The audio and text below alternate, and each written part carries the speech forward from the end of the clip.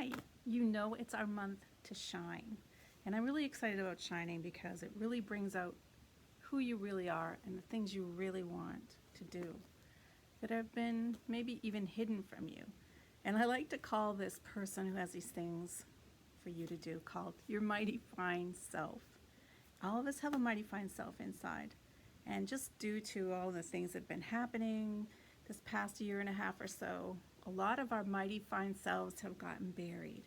Sure, there's been good things about the pandemic and our stay-at-home orders and everything, but there's been some really detrimental things that happened too, aside from all the deaths and chaos that was caused for people.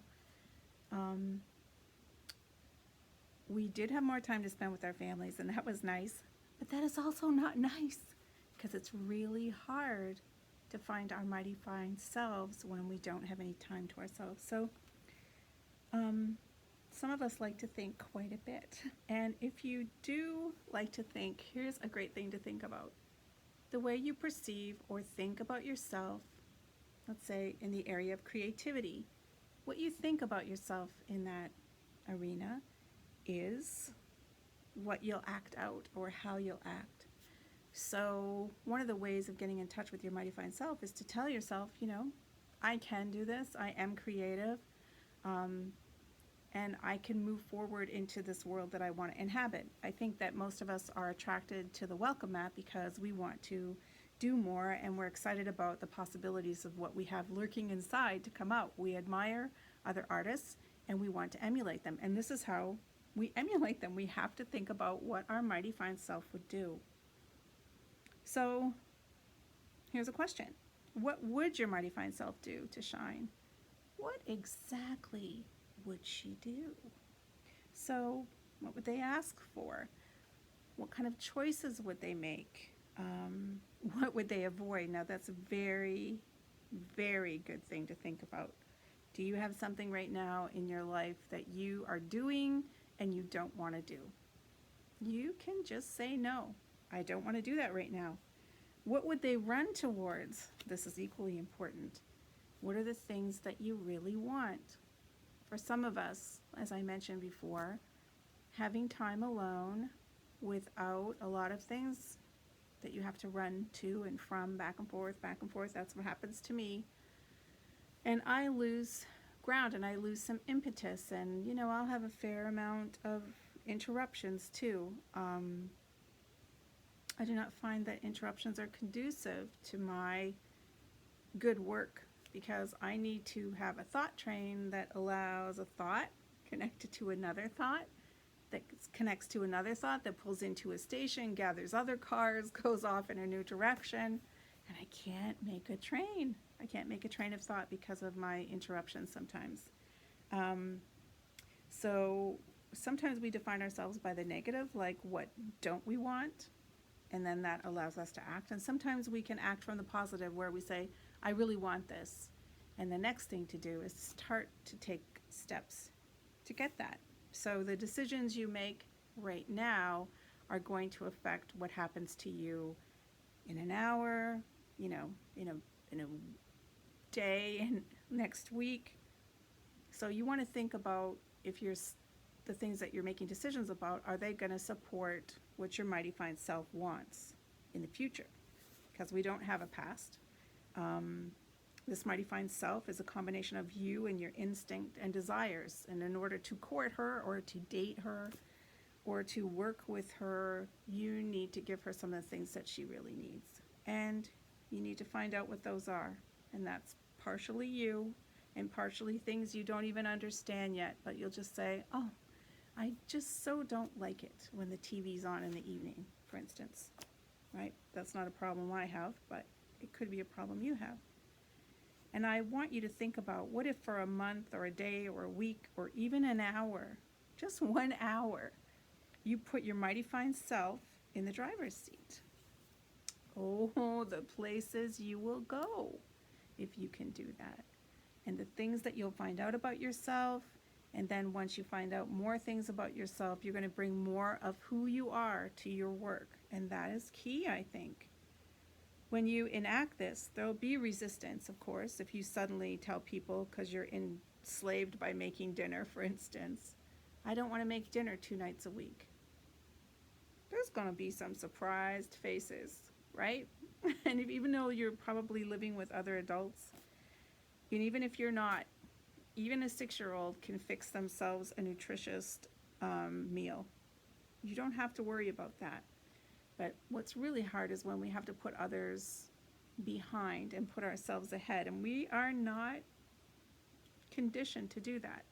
We've been raised to help others. We've been raised not to get angry. We've been raised not to voice objections in case someone's feelings are hurt.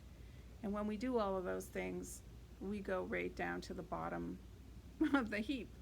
And things like having a shower or reading a book or even just attending to your work with the full mind that you want to, if you're working from home right now during the pandemic, it just becomes like, that's all the self-care you can offer. You don't have time to even think about what you might want to make or might want to create or do.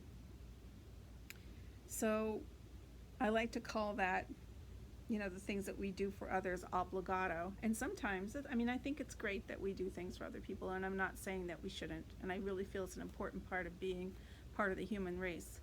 But more what I'm talking about is when you don't do the things you need to for your creative survival. And ultimately that becomes your real survival too. And you just are heaped over with so many things that you can't move or connect your train of thought. So this week, I want you to think about excavating your mighty fine self. Where is she? What does she want? Well, I don't care how you do this. You can buy a magazine and just rip out pictures of things you like if that's all that's required. Or you could think about where you want to be in 5 years with your creative life. Do you want to still be working with wool? Are you entertained by the thought of another thing? Do you wish you were writing a novel with rug hookers as your subjects? There's just a million things out there waiting for us if we only have the balls to get a hold of it. I should say vaginas because they're much stronger. We really need to find where our mighty fine self is. And in doing that and going through the work of putting other people off so we can pay more attention to ourselves, we are going to be polishing up our shine. And once you're shining, I just can't tell you the amazing things that happen. I myself need to shine.